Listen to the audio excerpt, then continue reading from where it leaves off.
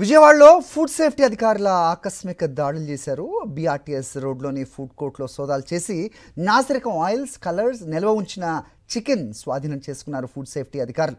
Food కోర్టులో నిబంధనలకు విరుద్ధంగా స్ట్రీట్ కార్స్ ముసుగులో కల్తీ ఫుడ్ అమ్మకాలు చేస్తున్నట్టుగా గుర్తించారు.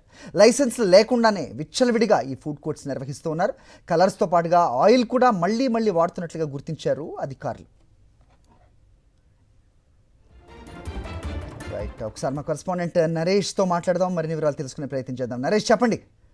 సో చాలా నాసి రకం ఫుడ్ అక్కడ ఉన్నట్టుగా, అయితే ఆర్టిఫిషియల్ కలర్స్గా ఉన్నట్టుగా మనకి తెలుస్తోంది. ఏం చెప్తున్నారు అధికారులు?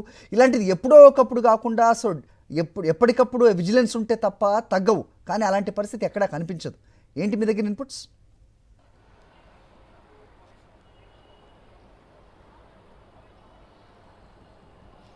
సార్, సాయంత్రం కాగానే చిన్న పెద్ద ప్రతి ఒక్కరు కూడా స్ట్రీట్ ఫుడ్స్ ఏవైతే ఉంటాయో ఇప్పుడు ఏర్పాటు చేసిన నగర పరిధిలో చాలా వరకు ఈట్ స్ట్రీట్ పేరుతోటి, అదేవిధంగా నైట్ ఫుడ్ కోర్ట్లను ఎక్కడెక్కడ ఏర్పాటు చేయడం జరిగింది. అయితే అలాంటి చోట్ల కల్తీ ఆహారం, అదేవిధంగా పూర్తిగా కలర్స్ను, టేస్టింగ్ సాల్ట్ భారీ ఎత్తున వాడిన నూనెను మరలా వాడి ఉపయోగించిన ఆహార పదార్థాలను తయారు చేసినట్లుగా గుర్తించారు. అందులో భాగంగానే జాయింట్ ఫుడ్ కంట్రోలర్ పూర్ణచంద్ర ఆదేశాలతోటి విజయవాడ నగరానికి సంబంధించి అసిస్టెంట్ ఫుడ్ కంట్రోలర్, అదేవిధంగా మిగిలిన ఫుడ్ సేఫ్టీ అధికారులు ఈ తనిఖీలు నిర్వహించారు.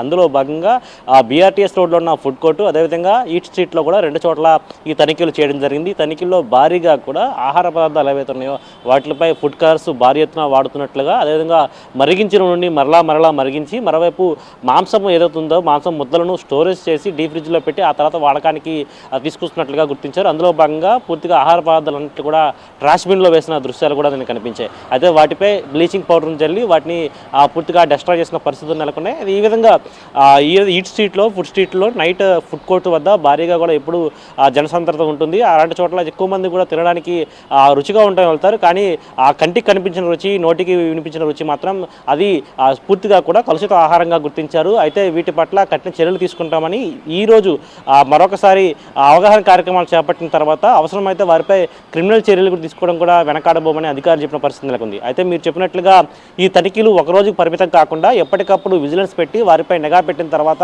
ఎప్పటికప్పుడు తనిఖీలు చేసినట్లయితే, ఈ ఆహార పదార్థాలపై నిఘా పెట్టినట్లయితే కొంతవరకు కలుషిత ఆహారం, అదేవిధంగా విషపూరిత ఆహారం కాకుండా మంచి ఆహారం వారు వండి అదేవిధంగా ప్రజలకు పెట్టే అవకాశం ఉంటుంది. అదేవిధంగా కొనుగోలుదారులు ఎవరైతే ఉంటారో వారు తిన్న తర్వాత వారికి ఎటువంటి ముఖ్యంగా హెల్త్ ఇష్యూస్ రాకుండా మంచిగా ఉండే అవకాశం ఉంది. ఈ తరుణంలోనే ఈ ఫుడ్ సేఫ్టీ అధికారుల తనిఖీలు ఎప్పటికప్పుడు జరుగుతున్నట్లయితే కొంతవరకు భద్రత అనేది ఉంటుందని కూడా ఇక్కడున్న విజయవాడ వాసులు చెప్తున్న పరిస్థితి కనిపిస్తుంది. హరి. ఆల్రైట్.